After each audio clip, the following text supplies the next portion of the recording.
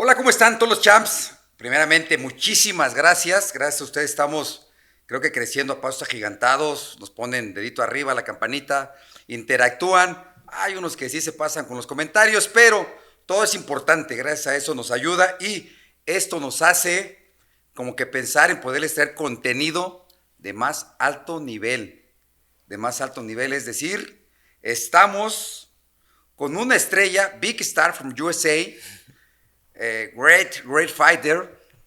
The name is first is from Akron, Ohio, Estados Unidos.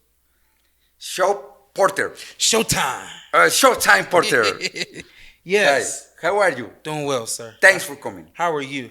Very good. Nervous, little nervous because the English is Thank you for bringing me in. for all the team is the best that you stay here. Yeah. We are very happy. Yeah. Thanks to all the people that do possible this, my son Oscar. We want to talk about with you because you was a big star in USA. Mm-hmm. And why the box? Your family? Why? Your dad? Mm-hmm. Who was boxer? Sports. Love sports. Many sports. Love competing. I love playing cards. Anything strategical. Board games. Love it. And I've been like that my whole life.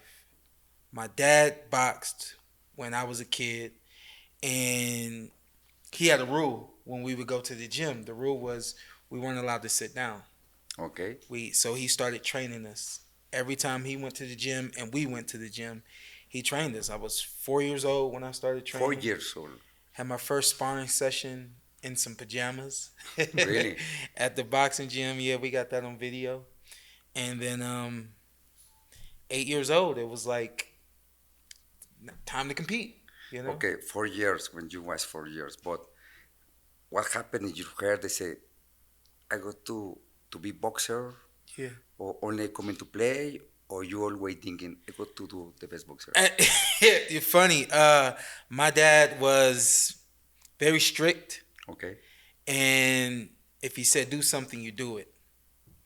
And the work ethic that I have comes from even that young, understanding that 100% and nothing less. Okay. You know, so even as a kid, no, I didn't understand boxing. That- I didn't understand competing, but I understood work hard Yeah, it's only because I didn't want to plays. get in Yeah. trouble, you know. Yeah. And then once we started to box, it was like that was who I was. Everything that I do it very, very 100% hard with all of the intent to be the best. Because you was a kid 4 years. Yeah. I was boxing when I was in elementary school, Okay. and no one knew I boxed. No. I was the nicest kid. A lot of friends, smile all of the time. No one knew I boxed, and boxing was just kind of a part of life, but it really wasn't my focus. It wasn't what I wanted to do. It was just what we did. My dad didn't force me to do it, but he also didn't ask me, "Do you want to do it?" We just did it. But always your dad support you. Oh yeah, and my mom Push for too. the- Yeah, for the best. everybody. Yep, everybody. Everybody. You know, everybody understands winning.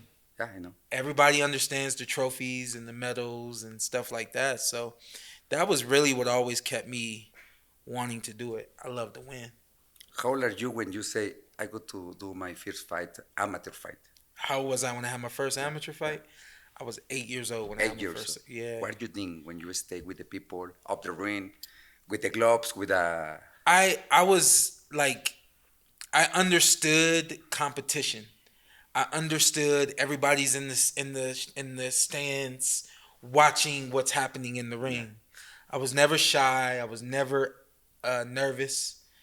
I just wanted to win the trophies. yes, because it's different. You say in sparring, in the gym, Yeah, okay, but different people, rules, and the judges Yeah. say, what happened? What I do here? Yeah. I think that that's what makes me me. I was thrown in at such a young age that when you become a pro and you're fighting on TV and everyone says, "How do you feel? It's your first Yeah. fight on TV." I'm like, I don't know, I feel the same as I've always felt. Everything has always been normal for me. Okay. because this is just how I grew up. Yeah, it's difficult thinking that it's normal because doesn't is the same the gym, doesn't is the same with in the fight, in the true fight. Yeah. But you was a kid. Can 10 you do a years old. backflip? Huh? Can you do a backflip? Backflip? Yeah, backflip. Oh, when I was maybe 12 years. You could do a backflip? Yes. I've never been able to do a backflip. Really? Mm-mm. Yes, I can do no hands. Who? What? Yeah. Nervous. I'm scared. I get to a point where I don't know where I'm at, and I just freeze. Okay. Boxing, if you learn how to flip when you're 4 years old, yeah. By the time you're 8, 10. But now I bigger. I teach my son, but in the blinger, what did you say? The trampoline. In the trampoline. Uh-huh. Teaching to my kids. Uh-huh. To the planet. Yeah. For front, for back. Yeah. You remember when I teach do. you? I do. Yes, because for me it was a play. Yeah. For me it was a play. I do. My kids I teach. But when you learn things like that at a young age, yeah. Again, like flipping can be dangerous. Yeah. We know that boxing's dangerous.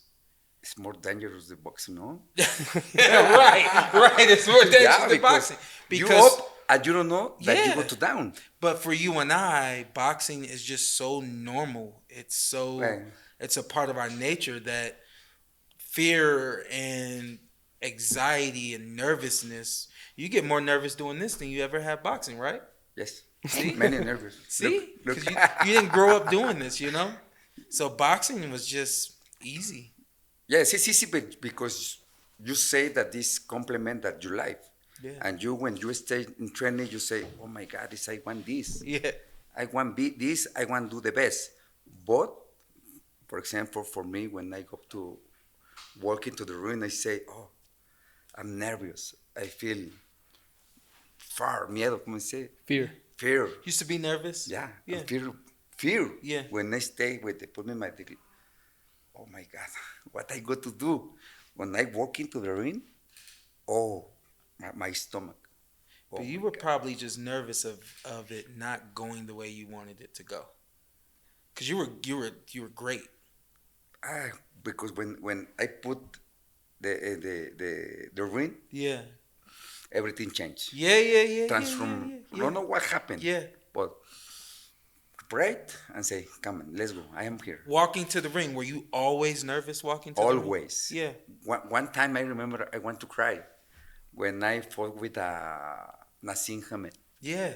I work in, my people told me, you were coming to win, come on. I don't know what happened. I want to cry. Yeah. Working. But when I take to the ring, say, no, come on. Mm-hmm. I am here for win the fight. Yeah. But no, I don't know what happened. You never feel. I tell people, being nervous is not a bad thing. Being nervous meant you cared about what was about to happen. Yeah. And some people, not me, I never really had a worry of not doing well.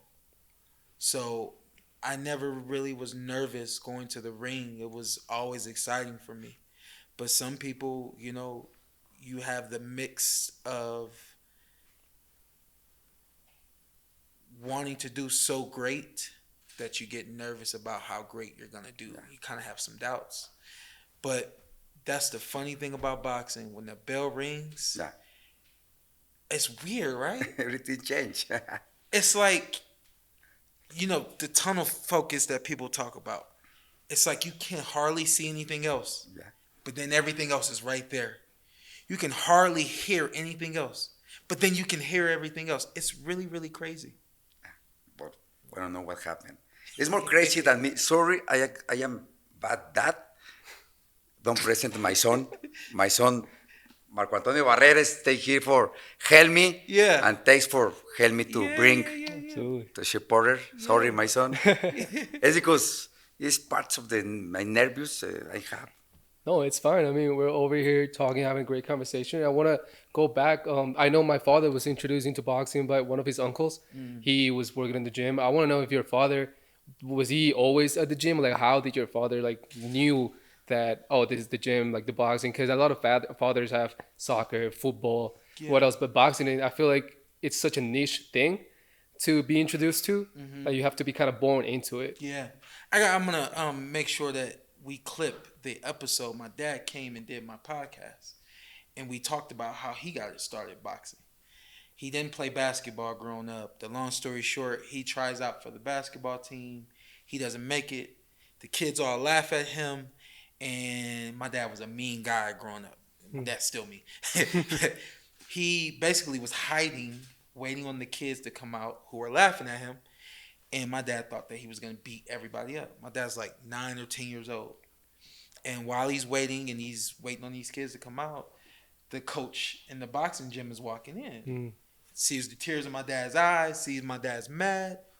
What's going on? I'm waiting on these kids to come out. I'm going to beat them up. The coach says, you don't know how to fight. And my dad says, yes, I do. Just wait here and watch. The coach, very smart, says, you don't know how to box. Come in, I'm going to teach you how to box. And I think that really did something for my dad. It gave my dad a sense of direction at a young age when my dad didn't really have a dad in his life and someone who could really, show him how to move and live. And so boxing has always been in my dad's life since he was a kid. Got out of it when he was a teenager. Then he came back to it as an adult. But when he came back to it, he had a 4-year-old, a 5-year-old, and a 6-year-old. And so he's taking us to the gym with him. And while he's doing his thing, we're goofing off, being kids. And one day he looks at us and says, get in the mirror. And shows us how to stand, shows us how to throw the punches. The same way the guy showed him when he was 8 years old, 9 years old. And here we are, So boxing is definitely, it's a family sport. Yeah. It's handed down by families. There's not very many kids that find boxing without a parent or an uncle or a cousin or something like that. So that's what makes boxing so unique. And I think when people say they want to see our heart in the ring, that's the last thing we are leaving out. We're the last thing we're gonna do is show up in the ring without heart. Yes, I stay with you and a long wait to be amateur because you do 276 fights. Amateur. Alone. About that. And 70 losses. About that. More or less. Yeah. Well, it's the information that we did. Yeah. Was a long way. Long road. We started competing at 8, and I say we, it was my brother and I. I had a brother that boxed too, and we boxed 8 years old. Practically every tournament you could go to in the United States. Estados Unidos. Yeah, with Spanish. So, like 3 or 4 tournaments a year. And then, like in each part of the tournament, anywhere from 8 to 12, 10, 12 fights. So, I was having like 40, 50 fights a year maybe. A year? 30, 40 fights a year, yeah. Yeah, because many week. Maybe three fights on Friday, Sunday, Saturday. In amateur is different than the boxing. And I play football. All right. So, like August to November, I didn't box at all. Just play football. Really? Love football. And that was kind of like the deal. The deal was when it's football season, you play football. Don't worry about boxing. And right after football, you go right back into boxing. I got a little older and I started playing basketball. Really? Yeah, but listen, basketball wasn't a part of that deal, right? Yeah. So my dad has taken me from basketball games to boxing matches. Many sports and you show to the boxing. Yeah. More hard. Yeah. Profession because it's throw punches. You don't know what happened of the ring. Yeah. And you stay in the games, Panamericanos games. Yeah. Many in Brazil. In Brazil. Yeah, I fought in England. Under 19 World Championships in Africa, Morocco. Really? Yeah, I've been all over the world boxing. That's when I fell in love with it. when I found out that I could fight against other countries Yeah. and kind of, represent Yeah, the U.S., it's more hard when you stay in the other outside Yeah. your country to put the flag. Yeah. I'm here with my flag. Yeah. I don't understand that your dad stay with you all the time, support you. Mm-hmm. You do great job. In Mexico, many people think different. Mm-hmm. Not with all the dads, but many people say, no, please, the dad can't help you. Yeah. Please, want to separate. Yeah. But you take the 4 years to. I got to a point where I knew I wouldn't even be doing this without my dad. Because again, like the family, someone takes you to boxing. If my dad didn't take me to boxing, there's no one else in my life that would have taken me to boxing. So I would have played football. I would have played basketball. I would have went to school, and I'd have a normal day job or whatever. I love to entertain people, so I would probably be trying to find a way to entertain people. But boxing just made sense. Football, you have limitations. Your size, you have limitations. Your speed, limitations. What school did you go to? Well, boxing, I told my dad this. I said, with football, we play with a team, 10 other people. You don't know if they're giving it their all the way you are. I said, in boxing, you know what you're going to do, and I know what I'm going to do. Let's go, and he agreed with that. So I felt like he was the one that showed it to me. He was the one that knew me better than anyone else.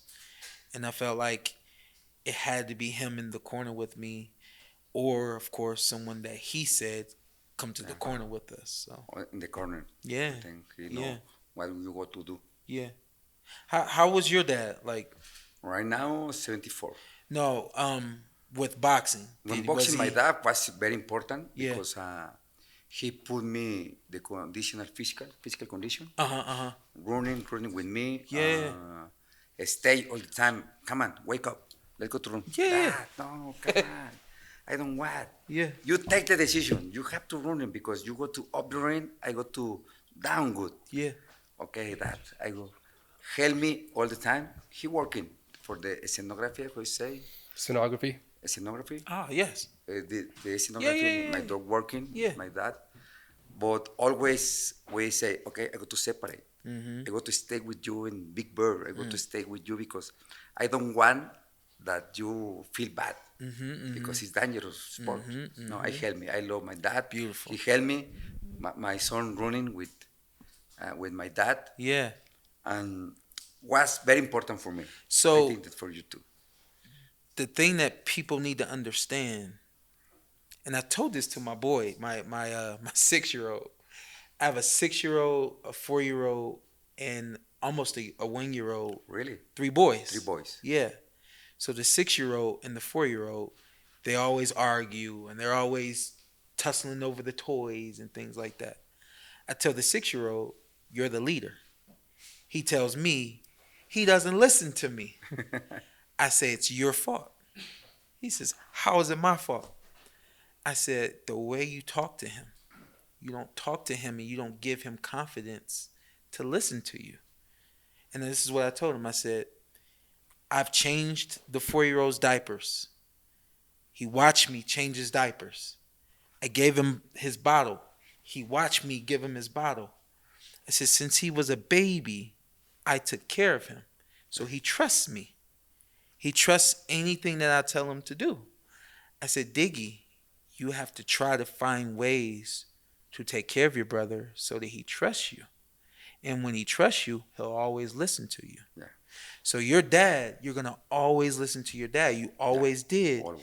Because there's this trust that you had for him that you're not going to get. I watched you. You were amazing. If you come to the gym with me and you try to train me, I'm going to listen to everything you say because I know how great you were. But if my dad comes to the gym with you and you tell me to do one thing and my dad says, don't do what Barrera said, who do I trust? Yeah. I trust my dad because my dad's always been there. So when it comes to boxing and it comes to family and dads, people have to understand that the dads are going to always be able to help the sons in ways no coaches can. You could be as great as you have been, and I watched you, but if my dad walks into the room, I can't turn it off. Yeah. He changed my diapers. He fed me. He walked me to school, and all those sorts of things that a coach can never replace that, you know? It's good listen that because Mexico have different mentality. Yeah. It's nice because I am the same that you with my dad. The same.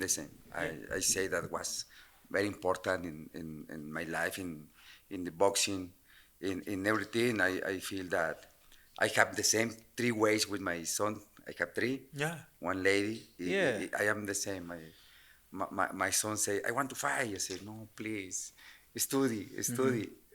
I don't know what happened. I'm thinking what he want to do, but Not every dad can coach. Yeah. Not every dad can teach. You know, so my dad could. yeah. When you go to the professional, ¿cómo es el peso mediano? Middleweight. Middleweight. Yeah. Middleweight Yeah. in October 3, 2008, Ooh. Yeah. many years ago. Yeah. I think that But you fight. remember the first fight in I professional? think that fight went 58 seconds or 56 Norman seconds. Johnson, First Yeah. round. technical knockout in the first round. First round, yeah. Does it say how long the fight was? Debut profesional. I think it was like 58 seconds or something like that. It was No, quick. He does say quick. Yeah, quick, yeah. What do you think? 1 minuto. What's different? What was different? The gloves, the He wasn't Wraps. ready. wraps. He wasn't ready. Yeah, really? He wasn't ready. No El otro no listo. estaba listo. No No? listo. No. I you know how that goes. When You were I 15 when you turned pro, yeah, right? 15. That's My crazy. More crazy, my dad was signature. We need the permission for the amateur. To Yeah. Jump to the Yeah. professional. Yeah. I need 17 years, 18 years. Yep. But I say, I have 18 years. Yeah. Okay, you start coming to signature. Yeah. I win the first fight, and the doctor, come on, you have 15 years old. He said, okay, you want to back to amateur? Okay, no problem.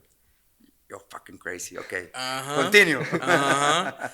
So, you how know old how are it you is. when you first fight in professional? I was 21. 21. Yeah. Okay. Yeah. I was a grown man. You were a Yeah, kid. you don't understand. Yeah. You don't understand what happened up there. But we were in different weight classes though. Many you were different, many little. different. Yeah. I was in a bigger weight class, so I was fighting against guys that were like stronger, and being older was definitely a help for me to be older.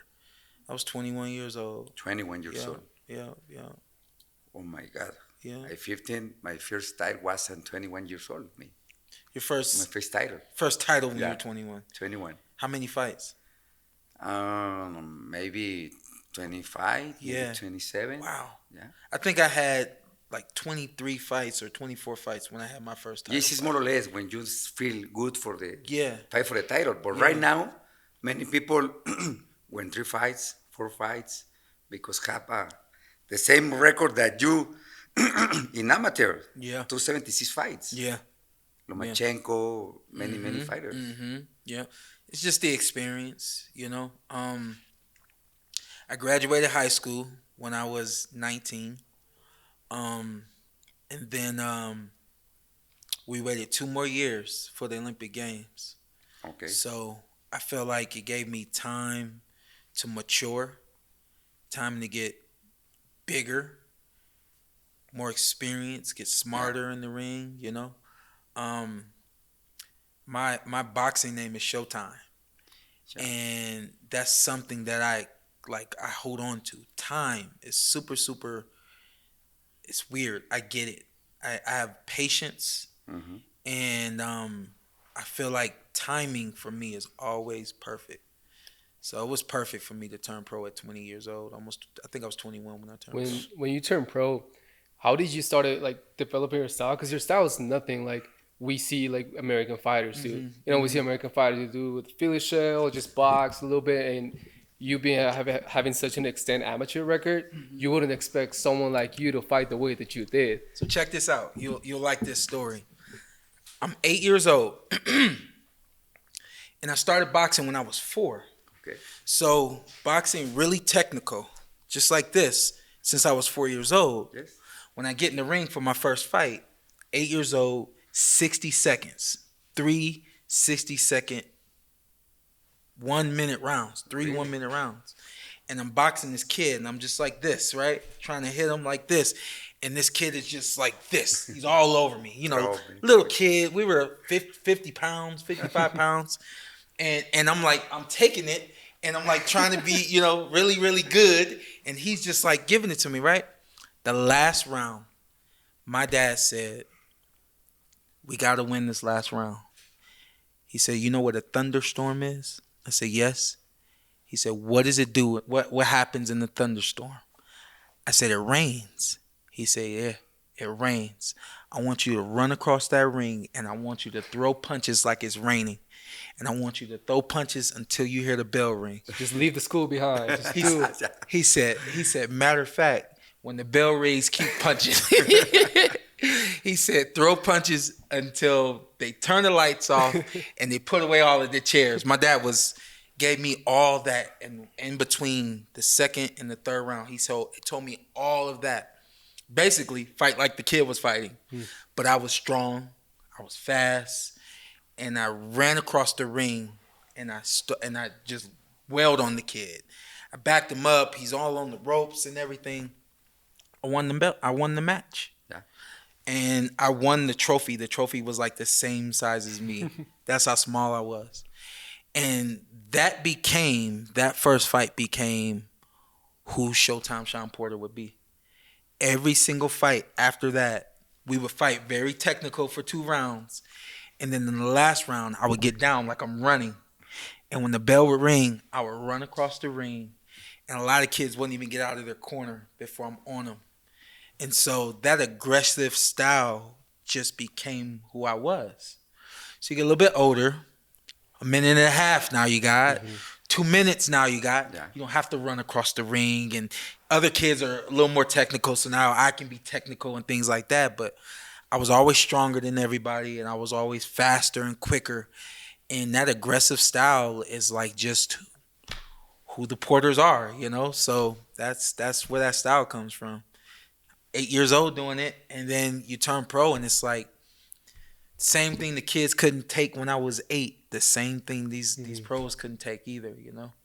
8 years old. Yeah. Pues, ¿fue cuando nació el apodo de Shawn Porter? ¿O? No sé, las peleas de Shawn Porter como peleador siempre ha sido muy agresivo. Ahorita estamos hablando de su estilo mexicano. Le pregunté de dónde salió, porque nosotros vemos a los peleadores americanos Diferente. muy con lo de Mayweather, ese técnico, pero él no. Entonces le pregunté de dónde salió. Y dice que cuando él estaba en su pelea amateur, perdió los primeros 2 rounds porque estaba intentando hacer las cosas bien, ¿sabes? Pelear con el pie izquierdo, el jab, pero le estaban dando hasta para llevar. Entonces, en el último round, le dice a su papá, hay que ir con todo, como una tormenta, que caiga todo. Y dijo, pues va. Entonces, sonó la campana y hasta el papá le dijo, no pares de tirar golpes hasta que te separen, hasta que se acabe todo.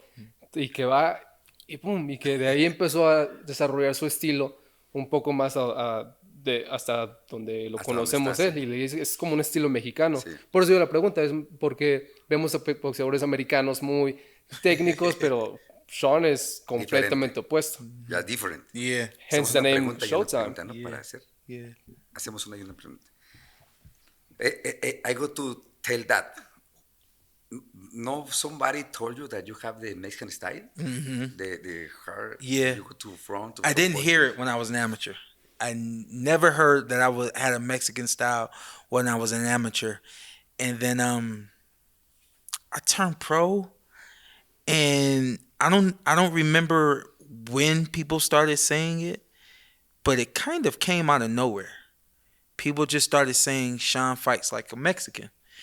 And I would say, no, I'm black. You know? No, I'm from Cleveland. Like, I fight like me, you know? But when I went and watched what people were trying to tell me, they say Mexicans have heart and they don't take steps back. And in my mind, taking steps back, especially when I didn't want to, it meant that the guy was doing something better than me, you know? And so I don't take steps back, you know?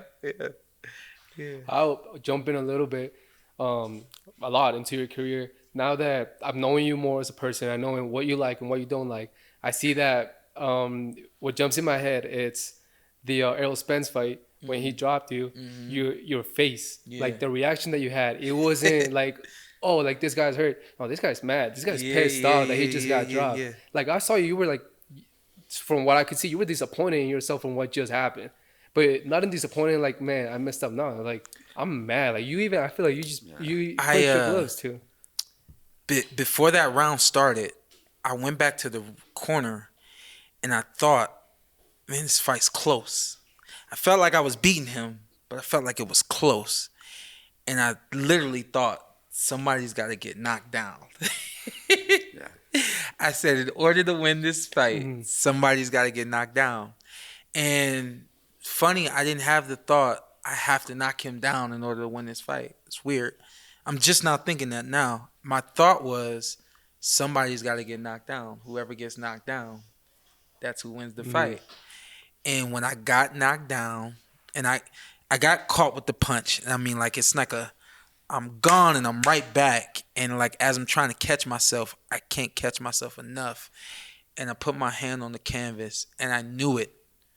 No one's ever told me if your hand hits the canvas after a punch, it's a knockdown. I just instinctively knew that the referee was going to come in and give me an 8 count. And it was like that thing that I thought about before the round happened to me, you know?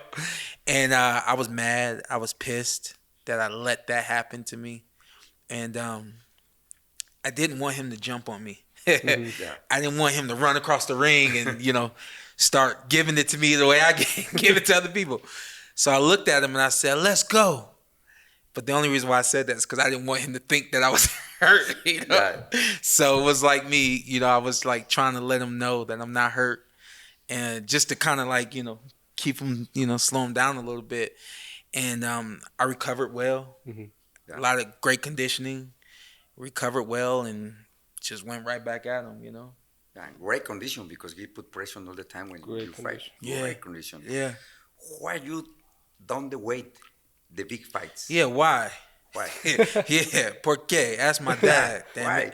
I fought at 165 pounds in the amateurs. And I thought that I was going to be fighting at 168 pounds as a pro. And I'm 5'7". Usually I'm 5'7". And my dad said, you're too short to fight at 168. These guys are going to be bigger than you. They're going to eat and be even bigger than that. You got to come down in weight. Okay. And so I thought 160, right? Makes sense. Still too big. You got to go to 154. So when we turned pro, I turned pro trying to fight at 154 pounds. A couple of fights were a little heavier because guys were just, you know, couldn't find anybody at 154.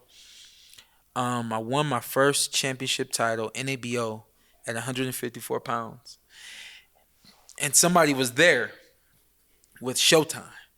And they were talking to my dad and told my dad, if you can get him to 147 pounds, he'll be a champion and he'll be a star.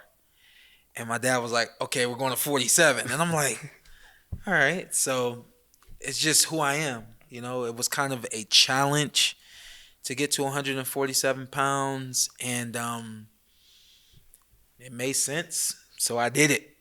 And, you know, I lost a lot of muscle getting to 147 pounds. And I took a little power off trying to punch faster because I thought those guys were so fast. You know, I saw guys like you, and I thought that it had to be very fast. So we made the move, and I think it worked out. If you move different along the ways, 147 pounds is Yeah. more No, fast. did it come easier to you losing all this weight, just changing? Because I know for some people it's such a hard work that it also takes a toll on them mentally. We had like nutritionists and things like that we got the body fat checked, all that kind of stuff. And like, he was he had the science. things. Because my dad just had his trainer and his father. Yeah. He was a therapist, he was the nutritionist, the trainer, he was everything. No, pero ellos tenían quien les decía las comidas, quien les contaba el peso, todo. Y que tú tenías a tu entrenador, a tu papá. Y a mi mamá que me cocinaba antes de irme. And the chef, he had a private chef, which is his My mom. mom cooking my food. Your mom? His mom. We don't know what happened. What do strictly to working? We do a la Viva Mexico. Because we don't have team to working. Doctor, nothing. Only say my dad, my brother, my trainer Rudy Perez, and the sparring. That's all. Finish. And maybe sometimes doctor from Japan, but only for the massage. A couple too. For the food, we don't know what happened. Because for me was those ones different because I up 115 to 122 a job. It's for that I eat everything. I never do good job with the doctors. It's crazy. You guys are the same height, I think. You guys are kind of around this. I'm a little taller. A little taller. But hearing this 147, 115, having kind of the same height, is actually insane to see and to just witness boxing how this person is this short, this person is the same short, but they are 20 pounds away. It's actually insane. It's different. Big thighs. Big thighs. He's broad. I look at sometimes I look at my father's fight when he was young. I'm like, you look sick. Like, like I want to just give you a sandwich or something. I've always been really big. So, play football. So I lifted weights. When I was in high school, I squatted 400 pounds. Oh, wow. And I bench pressed 265 pounds. When I was in high school, so I had a lot of muscle on me. And so getting to 47, I lost a little bit of muscle, which made it a little bit easier to make weight. But sacrifices. Yeah, but in 47, you do good fights. Yeah. You fought with contra Devon Alexander. Yeah. Big fighter. Yeah. He was when I fought him, he was like he had only had one loss, Timothy Bradley, and he was like climbing back to being the guy. And like the first fight that I had, you said, "How did you beat that guy in 1 minute?" He wasn't ready, And respectfully to Devon Alexander, he just wasn't ready either, That funny thing you said, you talk about the Mexican style, and I don't fight like most of the Americans fight with the shoulder roll, the hands down, a lot of speed, using the ring and stuff like that. The funny thing is, most of those guys weren't ready for my style, So that was like, really helped me that most fighters didn't have to see that style a lot. You didn't see it in the gym, and you didn't see it in a lot of fights, unless you were fighting a Mexican, True. So it helped me. Very true. Yeah. I want you to tell this story. We were talking yesterday. Yeah. So against Devon Alexander, you won your first championship. The FIB, right? The IBF. IBF, sorry. Yeah, IBF. it was IBF. So how did that feel? And is there a feeling that you had just recently that kind of felt the same? So I'll fast forward just a little bit. So when I won the IBF title, I just boxed. I didn't watch boxing. I wasn't a big boxing fan. I watched the big fights that came on, but I didn't really pay attention. So I didn't understand what having a world title really meant. I lost the IBF title a year later, and then I went to the WBC convention. And I'm at the WBC convention, and Marvelous Marvin Hagler's there, Evander Holyfield, Tyson, Barrera, Morales. Everybody's there, and everybody's won the WBC title. So I felt like I didn't belong there. And I said, man, the next time I come to a WBC convention, I'm going to be the WBC winner, like the champion. And so the IBF just was like, you're 8 years old and this is just what you do. And so you get in the ring and he can't handle it. And so you win. But with the WBC, it was like I had to have that title because everybody that I looked up to had that title. And I trained really hard for that fight. We had some ups and downs in training camp and all that kind of stuff. But on fight night, I had my son the same year, 2018. Had my son in January of 2018, and I had that fight in September of 2018. And the fight, we had a great game plan, and I mean, it was working, but still close, you know? So after the fight, I feel like I won, but I'm not sure, you know? I'm standing in the middle of the ring, and they call my name as the winner, and I had this feeling come over me. And I was telling your son, it was the exact same feeling I felt when my wife had our baby and our baby came out. I saw him, and it was like the same feeling when I won the WBC championship title. It's good, but you have the Mexican style. You say, the Tbilisi is from Mexico. I need to be Mexican, 100%. The title, I'm my style. It's for that. Yeah. Many names, big names. Yeah. Mike Tyson, Holyfield, Lewis, Oscar de la Hoya, Juan Manuel Márquez, many. Yeah. So it meant everything to me to win that title because I felt like that was really me becoming a part of history, you know? Yeah. You're inside in the history. Yeah. Then Keith Thurman came around, another shot for the title. Yeah. What happened there? I saw the fight. It didn't look like it was really on par. You know, it didn't look like Keith was expecting or knew what to expect. Yeah. You know, I saw him kind of not backed up by you, but kind of thrown off. That's kind of what I felt. What did you feel going to that fight? Because it was kind of a technical fight to figure out how to get in, because Thurman fights a little bit on the back foot, you know, jabbing and then kind of going at it, then backing up a little bit. I watched your fight with, just watched it recently with Nassim Hamed. Ah, yeah. And you fought a little different in that fight than you have fought in other fights, right? Yeah, many different. A little bit more boxing. The move, boxing, pass. He hit this dude with a triple jab. I was like, ooh, Yeah, I was like, ooh, I didn't know he could do that, you know?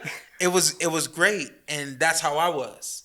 I could come to the ring and just be completely different from the guy that you thought you were going to see.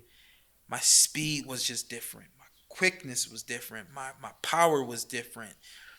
That kind of ferocious spirit that I have. Nobody trains that way, you know? So with Keith, it was like he had a hard time dealing with me because, again, he has never been in the ring with anybody like me before. And he was used to being that bully, that guy, you know? So we went to the ring prepared to bully the bully. And even though I didn't get my hand raised, I bullied the bully. You did. No, you sure did. Yeah. In September, too, September is that maybe more or less Mexican party in Vegas and everything because we don't know what happened. Julio Chavez was those days. Yeah. You fought with Danny Garcia. Yeah. That's a great champion. Yeah. Same thing with Danny. Danny thought that I was going to come right at him. And Danny's a great counterpuncher. Yeah. Great counterpuncher. So we came up with a different game plan. Start the fight with your in and out movement, feint him, throw the jab, box like you did Nassim, and make him punch first. Counterpunchers don't know how to punch first. So it's almost like taking a fish out of water. If you got to punch first, you don't really know that next move because you don't train for that next move. You train for the counter, you know? And so we took the counter away from him early.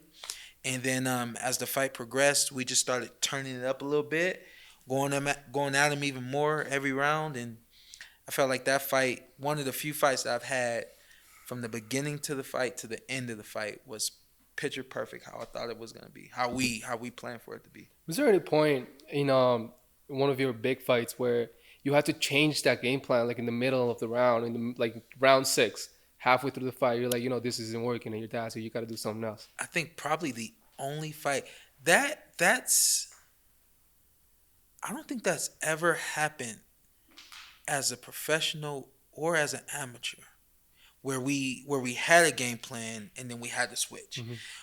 Because I was like so dynamic that we were already gonna switch anyway, So that was easy for us. But I think the one fight that I had that I should have switched up and I didn't was my fight with Terrence Crawford. The only fight that I had where I boxed him and he wasn't ready for me to box, and he wasn't ready for me to be as fast and as good as I was, as smart as I was. Mm-hmm. And then I should have changed up and went at him, and I never did. I wonder, did you because you said you never had to change the game plan for your fights. Did you study your opponents? Did you sit down and watch the fights? Because I know for a lot of fighters, like, they don't do that because they're like, oh, we're gonna just train for what we're gonna train for. I like to see the fight in my head. Yeah. And I mean, I could be like the morning of the fight, get the whole family, all of the friends together, and we'll eat breakfast, and I'll be sitting right there with everybody, and I'm so locked into seeing my fight. Someone could be talking to me this close to me, my wife, talking to me, and I don't hear her because I'm so focused on seeing the fight. And so in order for me to see my fight before the fight, I always had to study my opponent, see him, see how he moves, see how he likes to think and things like that, so that I could like really see a fight before it happens. Yes. Were you like that? Yeah, no, yes, yeah. Always, all the time when this team, Big Bird, all my team put me the videos, but I drink different. I take the other way, not the TV. I thinking, no, I want to fight different. My coach, my dad, everything. Look, you have to do this, and I say, no, you got to do different. Yeah. For example, when I fought with Nassim Hamed, my team told me, no, you have to go to the left-hander. No, I go to difference. I go to throw punches, no. I go to move. I go to put. Many people say, ¿cómo es mano derecha? Right hand. Many people say that you win the left-hander with the right hand. Many managers, many boxers. Everybody. The last time I go to do different, said no. I go to win with these hands all the time. 1, 2, 3, 4. Yeah. They say I go to work in different. I go to teach all the people that I think different. Yeah. I don't know what happened, but I did different. Your team wanted you to be aggressive and go right at them? Exactly. Put pressure. You have to put in the rules. You Did you tell your team you weren't going to do that? No. Because that's an argument. Yes, I remember 3 days before to the fight, I at 3, 4 in the morning, I thinking, I got to move. My brother, hey, sleep. You have to relax. No problem. I am thinking, I got to do what happened. Yeah. But I say, I got to do different. When I go up the ring, when I work, it was when I want to cry and say, oh my God, what did I do? Yeah. What I do, because I never see the fights, nothing.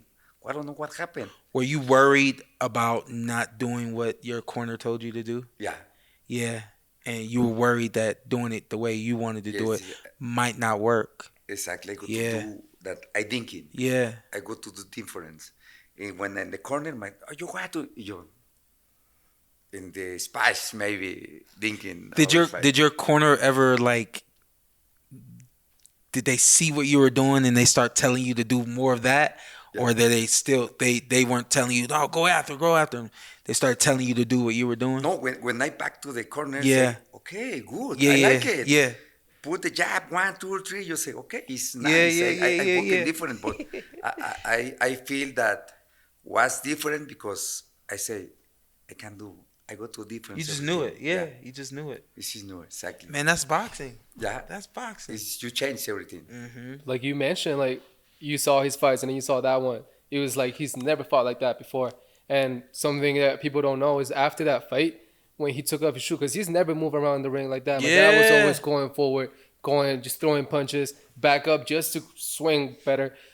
After that fight, he took his shoe off. He had a blister on the whole sole of his foot. Wow. And I think they had to rip it off. Yeah, when I take a shower. Yeah, I took a shower. Ya, eso me pasó por andarme moviendo. I'd have been in the bath like this. Maybe on the time. Feet out of the bath. Feet out. On my wave. Yeah. Oh my God. So... After, how sore would you be after a fight? ¿Qué tan dolorido? How sore? Body. More or less. Yeah? More or less. Because I move, was it different work. Yeah. Because all the time, throw punches, hot, big. Yeah. This time, no, I feel good. Boom. No, I meant like your fights in general. How like all your fights. In general. Yeah. No. 3 days, I can't move. Yeah. Oh. And my wife, when sleeping, please help me. I want to move. Fumi. Okay. Hey, the other side. Okay. My wife. 3 days. Yeah. You didn't laugh for 3 days? 3 days. It hurts when you laugh. Cuando te ríes te duele, entonces no te reíste por 3 días. Yeah, no, 3 days. No. Yeah. And my wife said, oh my God, they put me say, but then, I don't know what happened. Ooh. Were you the same? Yes. Yeah. Usually the second day or the third day was the worst.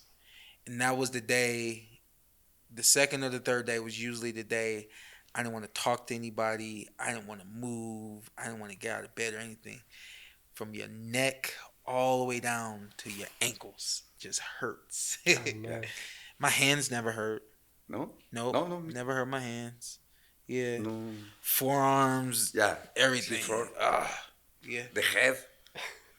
And that's why I don't want to do it anymore. So I want to ask: does your father also manage you as a fighter? Yeah. Where he like, oh, you do this, do that. Yeah. Because you mentioned that when the day before the fight, you were having breakfast with your family and you were doing all that. My dad, he was the person that moved him was his trainer, but he did not allow him to see his family at all. You know, he was very old school. Yep. Even like when he was on Big Bear, you know, they had those payphone cards. Yeah. Just like 20 minutes and that's it. Yeah. Fight, do whatever you want, 20 minutes. So when you say, oh, I was having breakfast with my family the day before, I just think about my dad. Sometimes I remember he said we were just walking by and he was just allowed to like hello,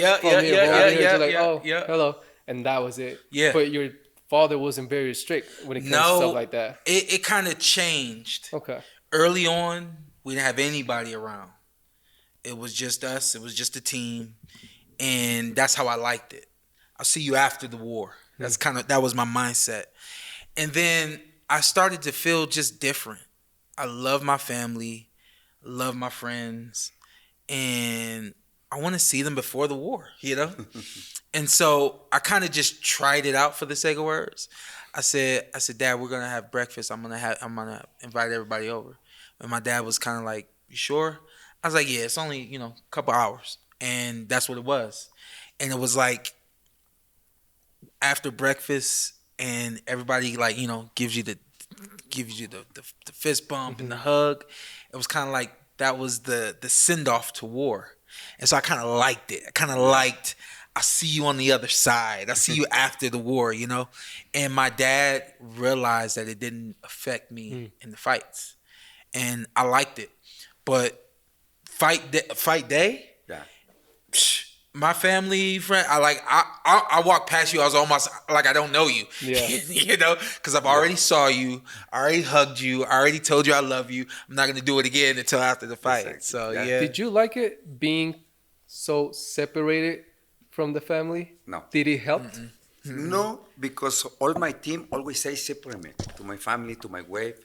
When my wife arriving to Las Vegas, I want to say, hi, my love, I want to see 2 months, 2 months and a half I can see. No, really, no. This distance. Hi. And my baby Marco is in maybe 2-3 years. Yeah. And say, my brother, the baby, give me my son, go to my room, and my wife, I don't like it. Oh, I got another story. and remember, like, I'm kind of like that too. I don't see the family. I don't see the friends. 2018, we go to New York to fight Danny, and my girlfriend then, my wife now, she came, brought the baby and everybody. I sleep with music, so I woke up with this song on that I had never heard before. I'm like, man, I love this song. So I'm playing this song. This now is my day. This is like gets me in the best mood on fight day. And you know how that feels when you feel great in the morning of a fight. And I felt so good that I just put my clothes on and I went to the room that my wife and my baby was in. Fight day. Yeah, fight day. Now, you're not supposed to do that, right? But I just was feeling so good.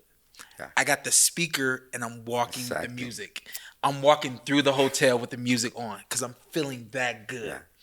I get to the room and I have the music on. And funny, I go to the room, but I have space between me and my wife. I give her a hug, but I got space between me and everybody. I just want to feel your energy and I just want to feel good, you know? I'm holding my baby boy and I got the music still playing and he starts to do this to the music. First time I'd ever seen my baby dance just like this to the music. And I saw that and I lit up. We took the camera out. Now we're doing videos of the baby and he's listening to the music and he's dancing. And I just knew that I was going to win that fight. Yeah. And I won the fight. And like I said, when my name got called was the exact same feeling I had when my baby was born. So you fast forward, he turns 1 year old, and I put a video together of the whole first year of his life. And what music did I use? The same music. And when I used that music in that video, he heard it come on, and he watched the whole video, and he remembered the music and all that kind of stuff. I can play that song now, and he remembers that song. Yeah. What was the song? If you don't mind me asking. It's a song by Heat Wave, I believe. No. I'll have to get it for you. It's ringing in my ears, but I can't really recall it at the very moment. But we can go back. Yeah. We can go back. So you faced Spence, you faced Crawford, and then that's the fight that we're waiting for, right? We were waiting for Spence against Crawford. Yeah. You being someone that fought against both of them, gave them work to both of them. Yeah. How did you think this fight was gonna play out? Did you even think it was gonna be able to happen? Because that was on the air for a long time. I think I had gotten to a point where I felt the fight wasn't going to happen. I got to a point where I'm like, we're still talking about it. I got the podcast, the Portaway podcast, please, and it's like, let's talk about something else. But it was like a wave. It was like, it feels like it's gonna happen and then it doesn't, you know. But finally, when it gets announced, and my co-host, shout out to Ant looks at me and he tells me, he said, everybody's gonna be watching the podcast because you fought both these guys. Yeah. He said, so try to space out like the good stuff, like, you know, try to, you know, bring it every episode, a little bit every episode, which is exactly what we did. And the outcome of the fight, I thought was possible, but I didn't think it was likely. And I'm good friends with Terrence, and Terrence will look at me and say, man, why didn't you know that I was going to do that? And I was like, I knew you were good, but I knew he was good too. And it was just, that was good versus great. It was, and we saw it. Do you think, I personally, and a lot of people on the internet think there was two types of Spence. It was pre-car crash. Yeah. Do you think that had something to do with it, or was it just that Crawford was just better that night? Crawford was 100% better that night. Way better that night. 100% better that night. The thing you look at with the car crash is the punch resistance. Yeah. And you could bet that his punch resistance was different.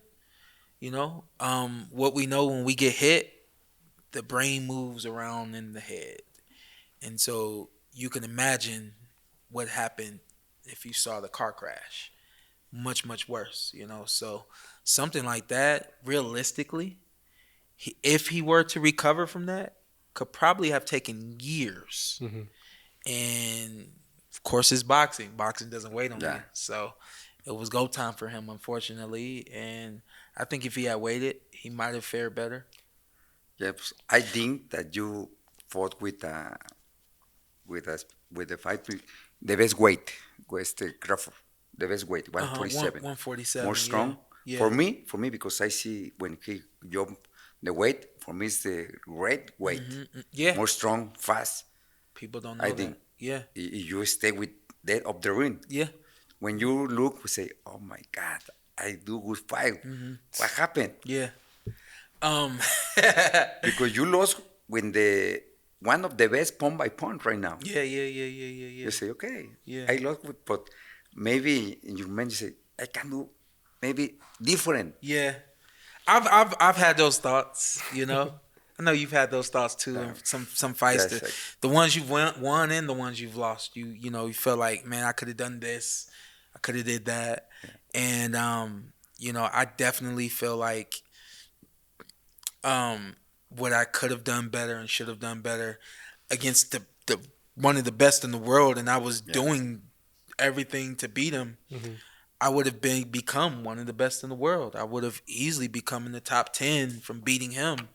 And that was something that I had never even dreamt of.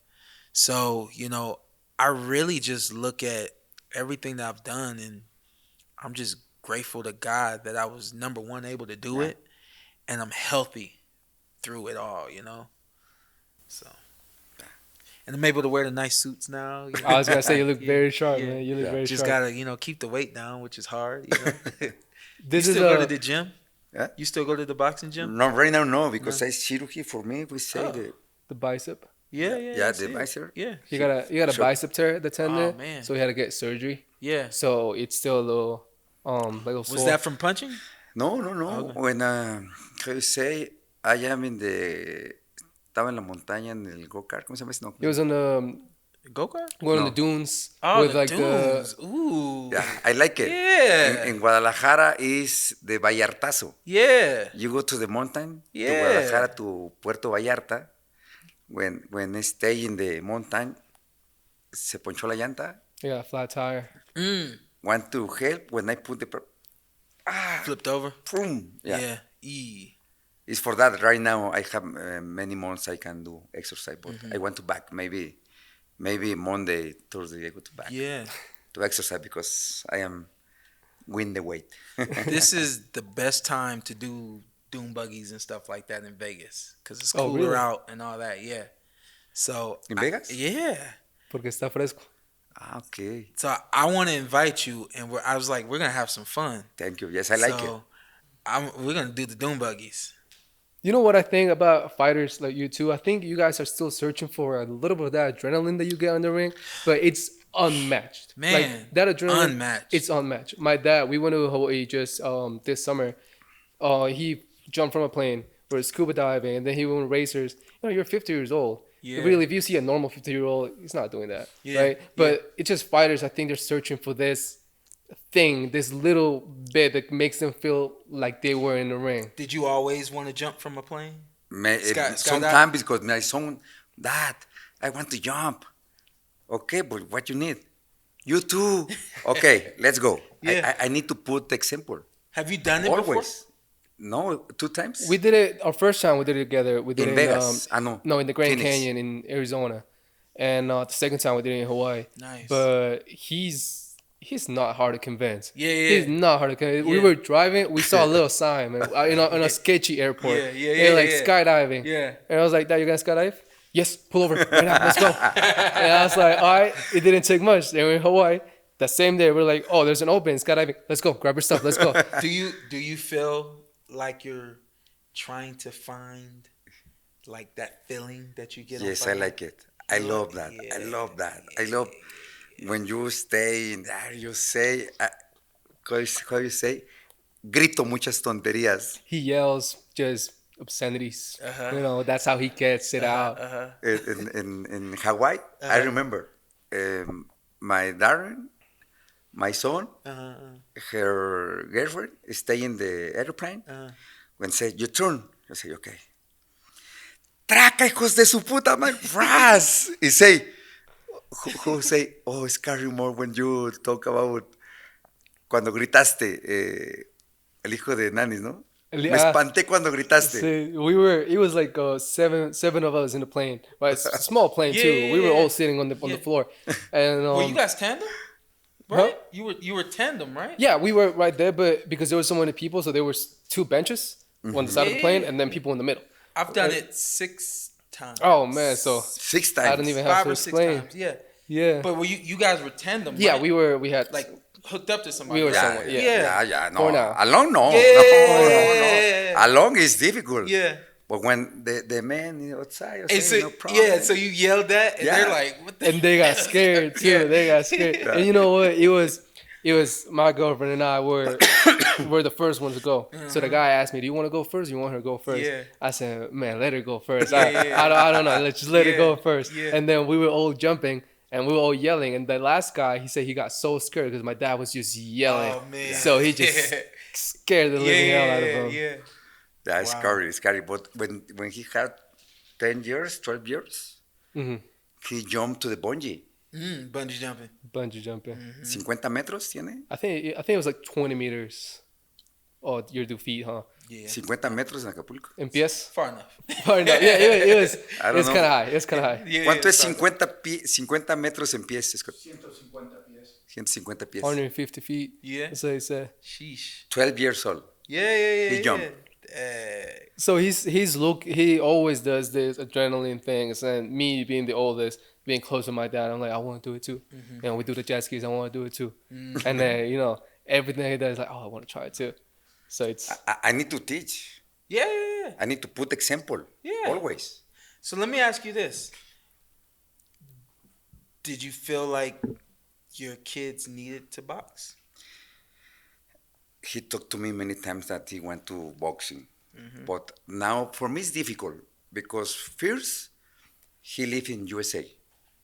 And as he want to fight, I need to stay with him working. The same that you dad, the same that me dad. Because I need to see that he running. I need to see that we do sparring. The last year, you stay prepared to fight, no? I was gonna do my professional debut last year in September. What? Yeah, How many amateur fights you got? I think I got 5, but most of it's just sparring. It's all sparring. But it didn't happen because he had his surgery, right? But it's this thing that I just want to try. I want to do. I know that it's not something you try just like go, and it's something that you have to dedicate everything, right? Yeah. You don't have to have no distractions at all. It's not something you can take lightly. You can just see some people playing basketball. Oh, let me join. It's not the same at all, right? So, like he said, me living in LA, I feel like I have more distractions over there. Here, because I have my father, I'm like, hey, go run right now, 6 a.m. Let's go. Right, but over there, I feel like no one's really pulling my chain. That's discipline. That's the thing. You got to be disciplined. And I can be disciplined when I want to be disciplined, but I feel like there's so many distractions over there. I don't have my father. When he came to do camp with me, we had a whole team. We were ready. Like we were gonna do it.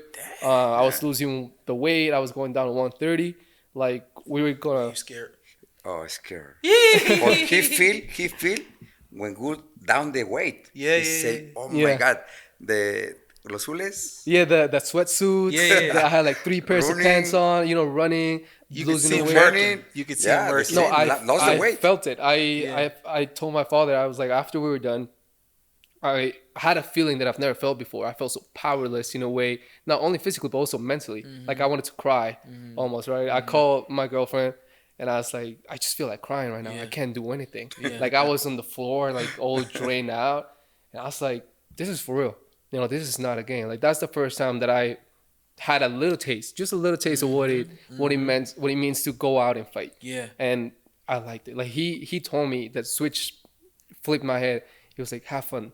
Yeah. Like I was struggling, I couldn't even jab anymore. I was so tired. Yeah. He just like, just have fun. Yeah. Man, this is what you want to do. Have fun. Yeah. And that kind of made me switch it.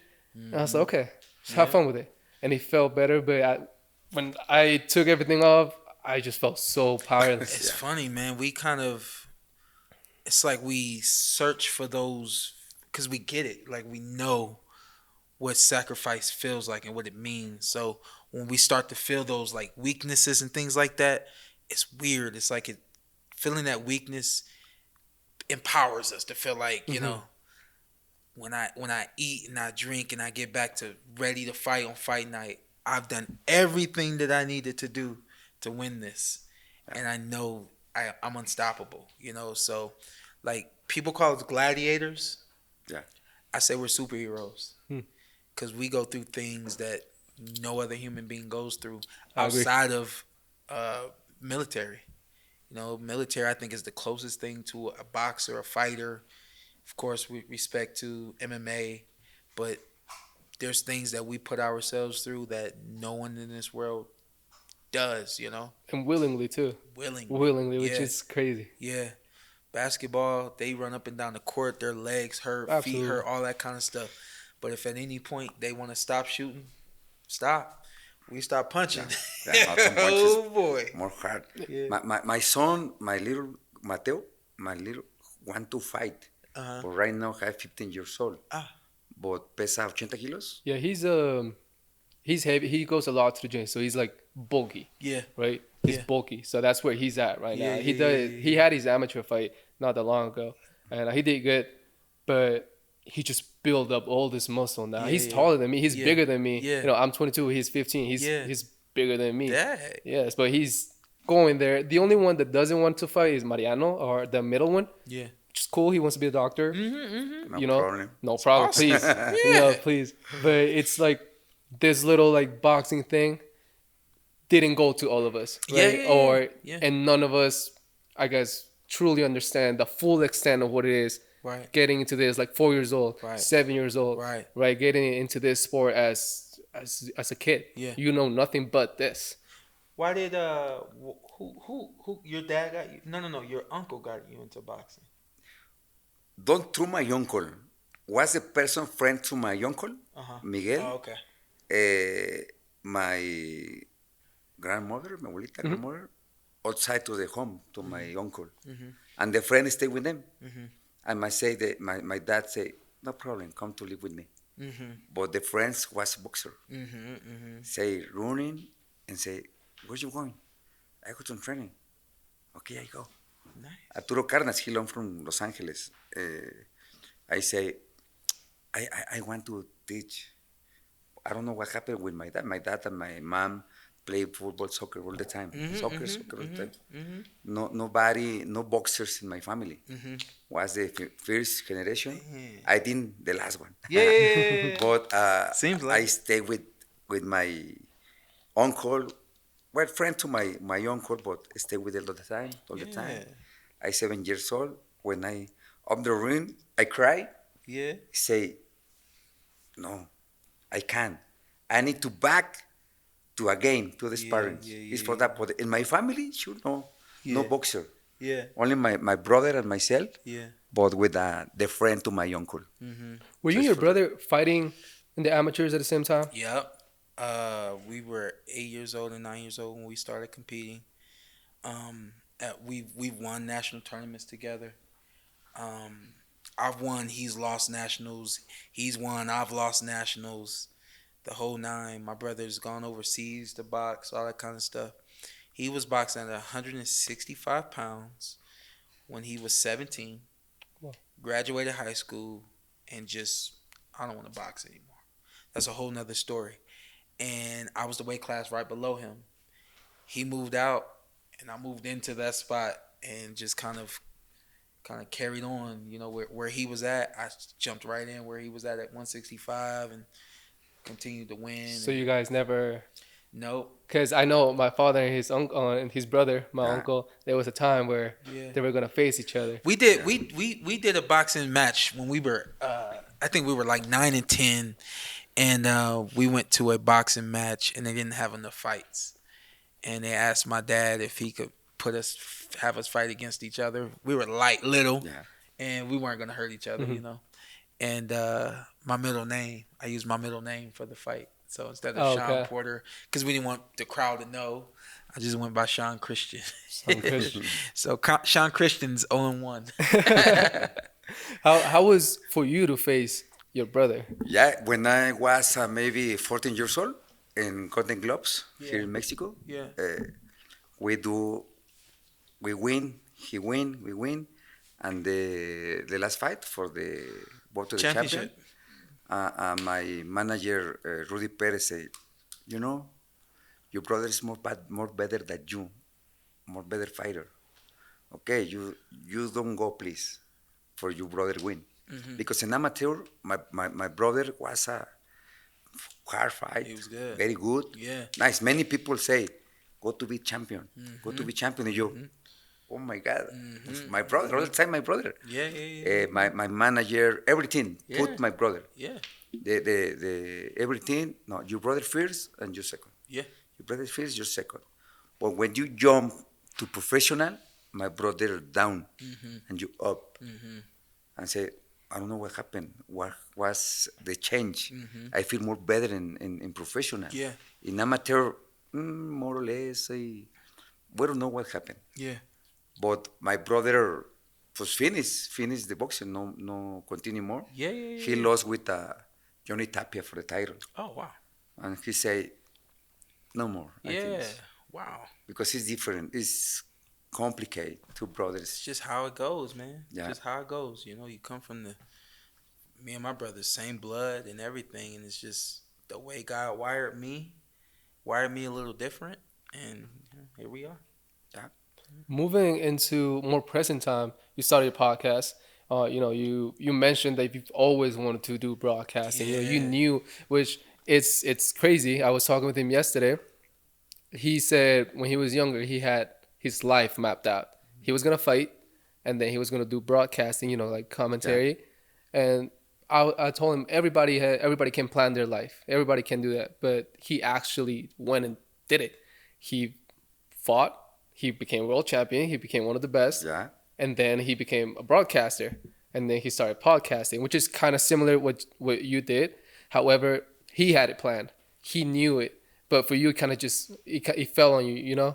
You finished fighting, and the opportunity came for you to commentate the fights, and you did it. So it's kind of weird, these similarities that you had it planned, he didn't, but they're still kind of in the same spot. I'm gonna brag just a little bit. Go for it. And the only reason I want to do it is because it's all real and true. I used to write my signature all the time when I was a kid, in school, notebooks, on the desks, everything. I knew that I was going to be doing autographs.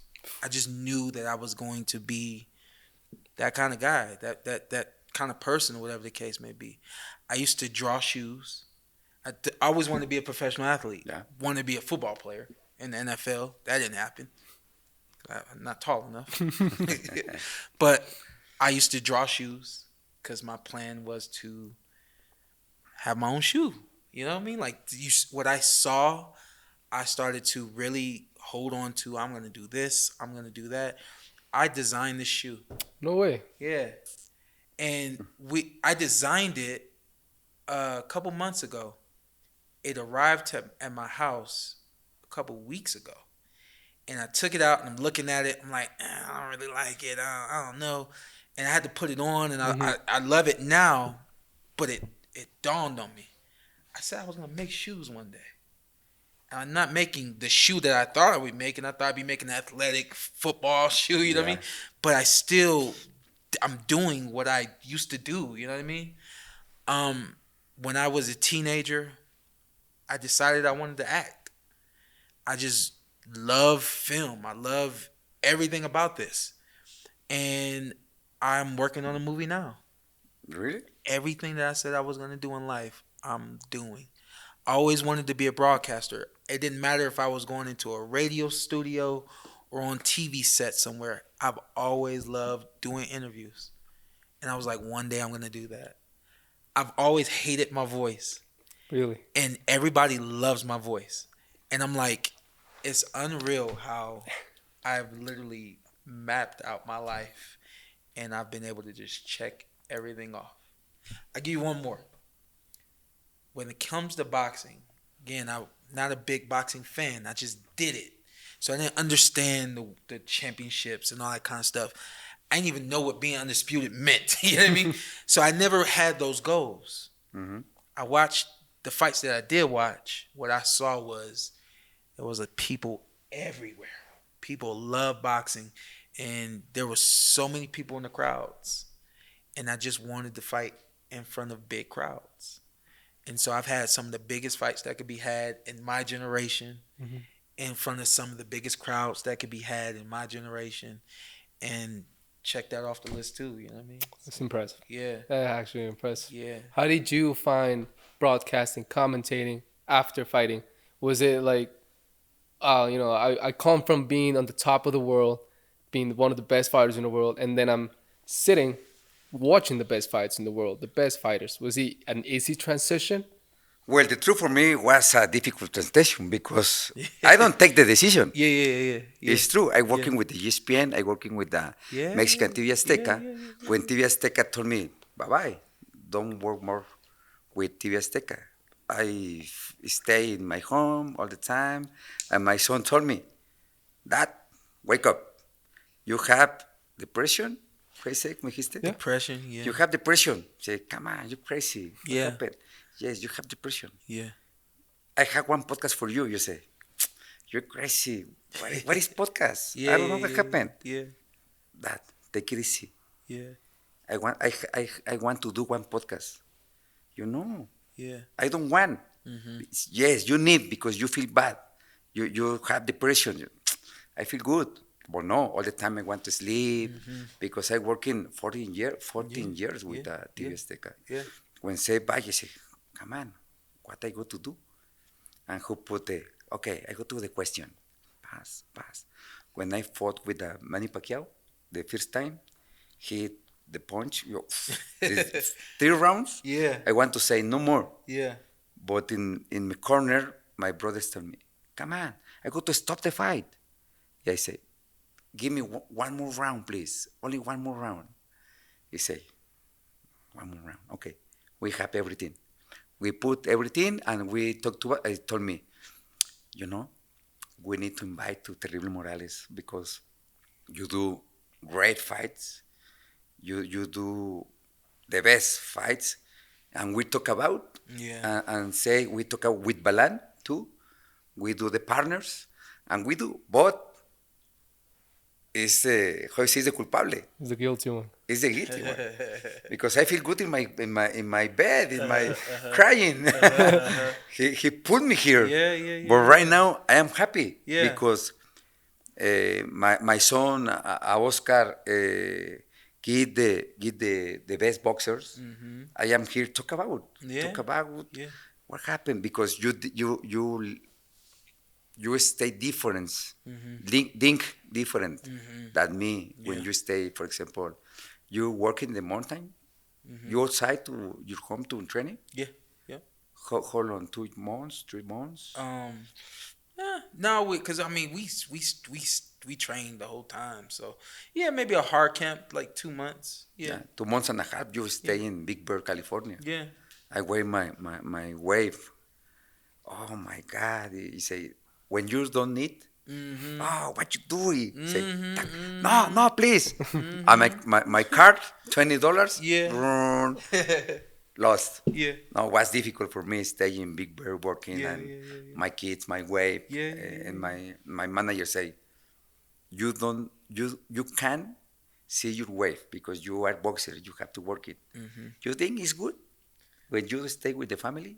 I didn't stay with my family when I fought. I think maybe my fight with Terrence. I think I was with my family with Terrence, but for the most part, I was out of the house, and it made sense. It made me feel, that sacrifice.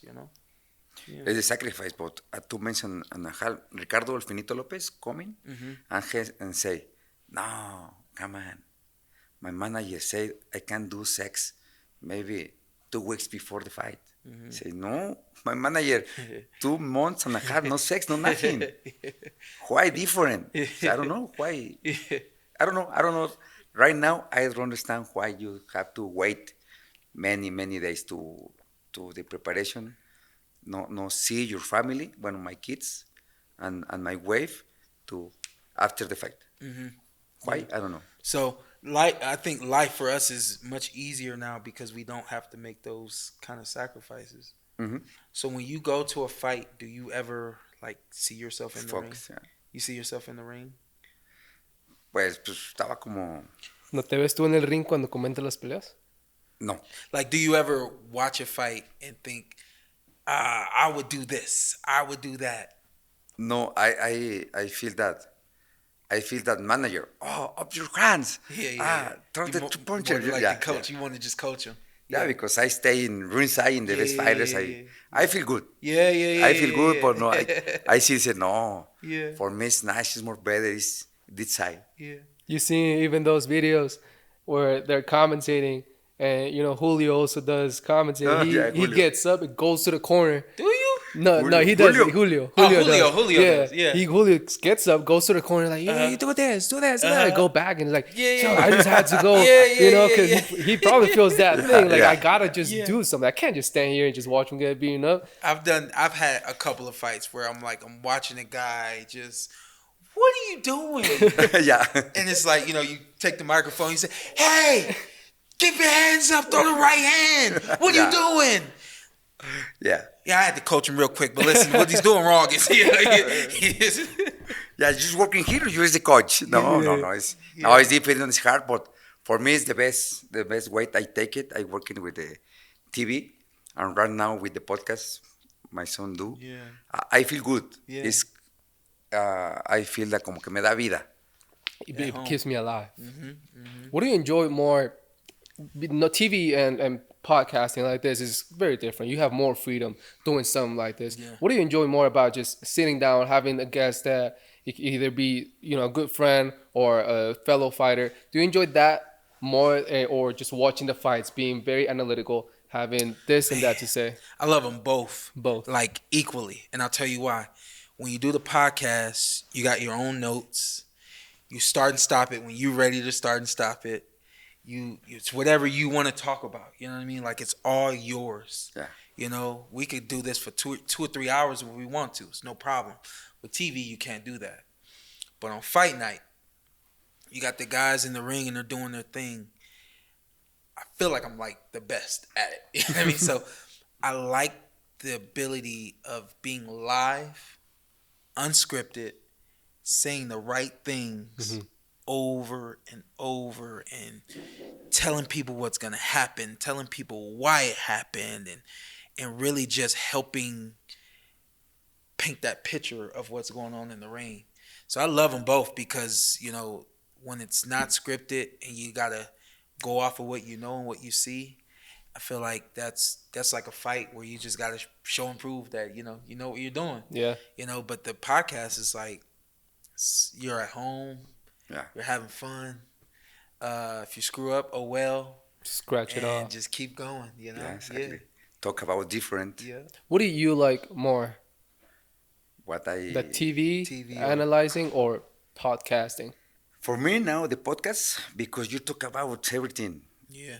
You are inside to the same. We working in the same sport. We talk about, what do you think when you up the ring? He say, no, I'm not nervous. Me too. Yes, I have nervous. I don't know, happen different things. Yeah.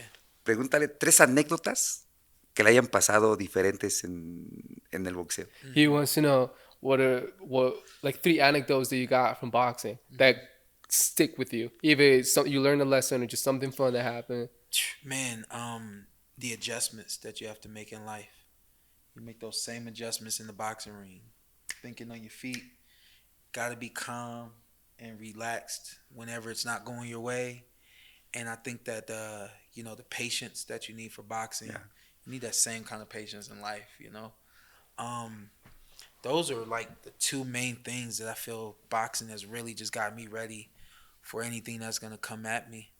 And I think the hard work, when you've worked as hard as we have, working hard now is like It's like waking up in the morning. I know how to work hard, you know. I know when I'm not giving it my all. I know when I need to do more or when I need to do less, you know. So, man, boxing has got me ready for life. That's good. You heard that? Patience. Yeah. That's the passion. Yeah. It's the patience. The patience. My father has no No patience. patience. No, my father has no patience. But you put pressure, no problem. I got, man, You listen, are back to me.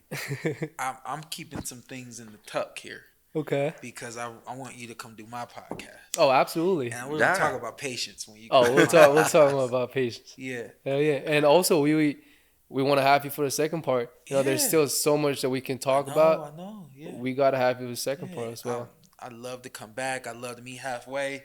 Whatever we got to do to make it happen. Absolutely. Man. Yeah, thank you guys. But you do your podcast, take it easy or the same that Mike Tyson smoking? No. You No, remember? we- You see the podcast is all the time. Oh yeah, I'm not mad at Mike. Mike's doing what he wants to do, Yeah. and I love that. I think that that's a part of life now. People are kind of on that wave of do what you want to do, and you know I'm a lot the same. The reason why the Port Away podcast is named the Port Away, you guys said it earlier. You don't see very many boxers in America fight the way that I fought. We were always about being different, separating ourselves and being better than everybody else. And not to say that I'm like actively trying to be better than un round más. Great. But at the same time, what I want to do with my podcast is be so different, so new, unique that people will look at it and say their podcast is just, they have a different way of doing it. It's the Port Away, you know? It's the Port Away. Yeah. So That's- Why the name? why the name? Other way. explicó que el Port Away porque muy poca gente pelea como él pelea. Sí. O sea, si ves a En los Estados Unidos, sí, americanos, no. ajá, Yeah. no pelean así. Entonces, la Port Away es la manera de Porter. Entonces, podcast lo quiere hacer igual, que es diferente a otros podcasts. No dice que es mejor que un Ranman, dice que es mejor que el otro, simplemente es diferente. Diferente. Yeah. ¿Qué de los invitados que ha llevado ha sido más difícil para poder Who has been platicar? your toughest guest? Not in toughest as a bad person, but like Yeah, to yeah. crack. Because, you know, fighters don't sit down and talk, you know? So it's hard to really find their way into a comfortable setting that they can just open up. I'm proud of the interview I did with Gervonta Tank Davis. This was I think it was last year. I did it for DAZN. I think this was last year before he fought Ryan. He fought Ryan last year, right? Pretty sure. Yeah. And I'd seen his interviews and you know not very talkative and things like that. And so I walked up to him before we started the interview. And that's what I told him. I said, "Listen, man, we're going to sit down. We're going to talk 10, 15 minutes." Really? I said, they didn't give me a script, so I'm just going to talk about whatever I want to talk about. I said, just relax, and it's just a conversation. Don't worry about me asking you a question and you waiting on an answer. Let's just talk. I said, this is what I told him. I said, here's the thing. You're already getting paid for your fight. I already got paid. So if we go up there and mess this up, who cares? We're both already paid. So let's just go up there and have fun. And when I did that interview, I had so many people texting me, telling me, you got Gervonta to say things that we've never heard him say, behave and be more articulate than we've ever seen him. And I feel like, you know, again, that Port Away of how I do things, you know, that was that's an interview that I'm super, super proud of. And Andre Ward, I got to interview Andre Ward. There's so many guys. I don't know if there's one that I would say came on and it didn't work out the way I wanted it to. Really? Yeah, I don't think there is. Yeah. Have it? There been a guest that you're like, oh, this is hard. Like, I can't find my Yes, way. it's for that. That's the question because for me was Azabache Martinez. Remember when? Sergio Martinez. Don't talk about he fight with Julio Cesar Chavez, the title. Uh-huh. We stay here and said, "Oh, what happened? Where you feel you Yeah. you fought with Chavez?" I feel good. Oh shit! Yeah, long night. But you fought with the best fighters the time. More or less. You say, what I got to do? I said to Oscar Robles, Hey, help me. I don't know what happened. I can't do. Shout out to Rolly Romero. That would be the worst interview that I've done. Really? And I like Rolly. Here's the disclaimer. I like Rolly. I got frustrated interviewing Rolly because Rolly is a different dude. Mm-hmm. And just like that right there, Yeah. I asked him a question and he just didn't answer it, right? But I'm good. I'll make my adjustments and I'll find you, right? Made my adjustment. I found you and you just didn't answer it again. Yeah. And I'm like, what's happening here? I told him, I said, you got to interview him because I don't want to talk to him anymore, you know? Ended up getting frustrated, disrespected him a little bit on the show, but we kind of made it through it or whatever. But the worst interviews are the fighters that It's don't difficult. talk. It's difficult. Not talk. but different that Sachi Martinez, the brother, as Dorado. Yeah. He fought with Salvador Sanchez, many big fighters. Yeah. Talk about fast, nice. Yeah. We say, oh, maybe I go to do 1 hour. 1 hour, 40 minutes. Mm-hmm. We talk about, say, oh my God, very good. It's different, that brother. Yeah. También, ¿cómo se llama el que vino que trajo el panda? Que es... No, lo trae también él. Que perdió apenas, lo invitó. Subriel Matías. Oh. The same. Oh, yeah. Don't talk about, just say. Okay. Very nice guy. That's very nice. nice No, guy. it's good person. Yeah. Nice person. Yeah. But I said, come on, you right now, you are the best. I don't know. I go to retire maybe in 3-4 years. Yeah, but coming to... no, I don't know. You say, oh my God. It's very nice person, but difficult to talk. Is for me, it's difficult. Oscar Robles, my son, put me here, but maybe sometimes we talk about different that you have here. Yeah. It's for that they say, okay, we talk about everything. Yeah. And this is only to the guía. Your guide. You guys? Yeah. I think that was the hardest transition from my father moving from television into something like this. When we started doing the podcast, he had that television voice. You know, he had that. Many times told me. Yeah, he had that television voice. Welcome to the show, guys. And we're gonna, and I was like, that's okay. No, for write this. me. You don't stay in the TV. You is in the Yeah. podcast. Okay. I said, this is a conversation. This is whatever flows. You don't have to follow the script. You don't have like your 30-second spot. Yeah. Get whatever you want out, and then, you're out. So I think that was the hardest transition for my father in general, just getting that mentality that you're not in TV. This Exactly, is yeah. more laid back. This is more chill. Did that happen to you? For me, it's just like so I'll answer your question real quick. My podcast is like super laid back and it's cool. I seen it, yeah. And I'll do the podcast, or I used to. I don't do it so much anymore. And I'll talk with like slang while I'm doing the podcast. And I'm like, don't do that on fight night, because you got to be more buttoned up, more proper and things of that nature. But I treat the podcast and I treat work in general just like boxing. I write my notes. I did some notes for this guy and all that kind of stuff. I have a photographic memory. In the same way I would watch a fight over and over in my mind, the way I want, I'll do the same thing with an interview. Top to bottom. Remember my questions and all that kind of stuff. I interviewed Timothy Bradley. Okay. We sat down to start, and he said, "You ain't got your phone. You ain't got no notes or nothing." I said, "Nah, man." I said, "We're just talking." And I said, "And I know you, and I love you. Yeah. So it's gonna be easy for us to do this. I know your career enough for me to guide you to whatever it is we want to tell these people today. And beyond that, it's just friends hanging out. So it's never been hard for me, but it's the exact same way I would train for a fight. It's the same way I do my notes now before TV.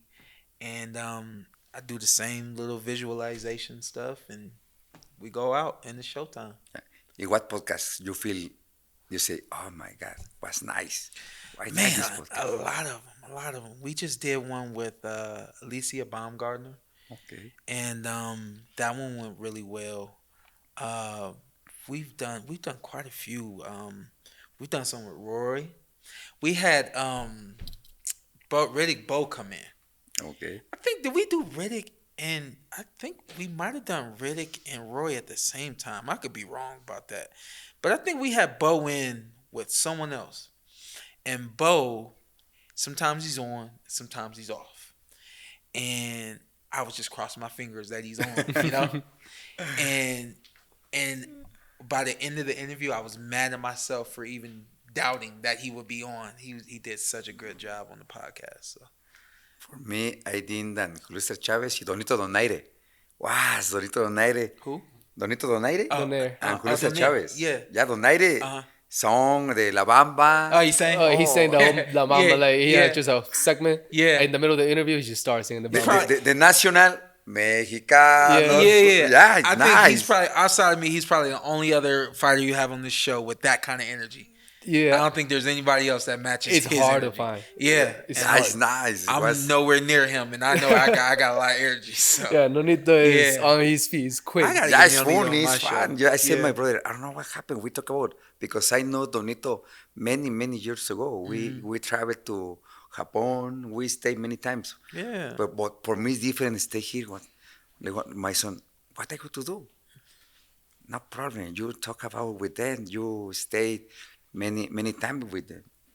Okay, very fast. Was maybe 2 hours, no? Almost 2 hours and all in English. It was his first show that he did in English. Yeah. He was like, I don't know what to do. Like, you got to come down. Yeah, I said, you With got it. Nonito, right? With Nonito. Yeah, I with said, you Nonito. got it. By yourself, huh? By himself. Yeah. In Vegas, we stayed. In Vegas, yeah. And he did it all in English, like 2 hours, just having fun. Yeah. So I think that was one that he really enjoyed because he saw how much he can push himself and still do a good job. But Listen, maybe I lost 20 pounds. Do you feel like along your way, your journey as a fighter, did you learn things about yourself? And what did you learn about yourself? ¿Aprendiste cosas de ti mientras estabas boxeando en tu Yes. viaje como boxeador? I learned it first with a person. You learn you don't have any patience. You do difference, the Yeah. passions. And Yeah, you, that's the first thing though, right? You Yeah. learn that you don't have any patience. you know. Yeah, what'd you learn? I learned because I live in Mexico City. Yeah. The country was very dangerous. Yeah. I feel that no fight outside the ring. Mm-hmm. Patience changed everything in myself. And I learned to not to different person, but when you stay up, Yeah. maybe you change, little change. Yeah. But my family told me, no, you Yeah. are the same. Yeah. That here, man, you see, you are the same. Yeah. You Yeah. no more, Yeah. ni menos, how you say, menos, Less. more than less. Mm-hmm, than him. You go to working, you say, okay. And when I stay up, my family told me, when you go down, all the people say, you remember when you go up, you don't talk about me. Entonces, for that, I finish my fights. I say the fans, wait, I go to dinner, I go to stay with you 40 minutes. Yeah. Sign it, pictures. Yeah. We to do different person. Yeah. But good, I like it good to do different I person. think his humbleness is something, speaking, like, I'm humble. That doesn't mean you're humble, right? Yeah. But that's something that he passed on to us. Like the first thing that I remember is just what he said. No one's better than you and no one's less than you. Treat everyone just the same because nobody's better than you at all. Even to this day, we're at events. And I'm like, oh, that's such and such. I want to go and take a picture. It's like, oh, tell me my son. No, I'm like, no. I'm like, I get very shy still. But that's something that I learned from him. Yeah. Is that you don't put yourself up in this pedestal because, Yeah. you shouldn't be on a pedestal. You're just like everybody else. And that's something that he said he learned a lot from himself. Just keep being part of the people. Yeah. He's told me multiple times as well, I wouldn't be in the spot that I am if it wasn't because of the people, because of the support. So that's why every time he finished a fight, he went dinner and then stayed like 40 minutes just with the people, signing pictures, everything, because was his way of like giving back. And that was also his way of showing us that you should also thank the people that you can't see or that don't really impact you directly, but there's still people that are with you. Yeah. I've like, as we've done this show today, that's what that question came to me was, what have you learned about yourself? I'm sitting here and I'm reading your energy and I'm learning you, and I see that we're very similar. And it's funny that you use the word humility because I feel like that's where we're the most similar. I have patience, he doesn't, but we meet in the middle with our humility. So I agree. No, when my son called me, I got to invite to Porter. I say, I don't think so. yeah, I don't think so. Yeah. You say, Oscar Robles told me, yes, we have to Porter. I don't think so. Como dice, no les creo hasta que no esté aquí. He said, I won't believe you until he's here. Oh wow. Yeah. Why? Cause we're gonna show a picture where you two are. But to answer that question, just you are this big image in boxing, right? Exactly. That us from this place, we see the American fighters, and we have like a list, right? And you were definitely on top of that list, and like getting you on that show Oh, wow. was like, you know, like I told you yesterday, I flew down, Yeah. you know, cause you are you. Yeah. We had all these people working on Saturday, cause you are you. Yeah. Right. And this is with Daniel Jacobs, Yeah, which Jacobs. you fought in the Yeah, amateurs yeah. multiple times. Fought quite a few times in the amateurs. Peleó en los amateurs con Daniel Jacobs. Really? That was Danny and I. That was our first time going to the Hall of Fame.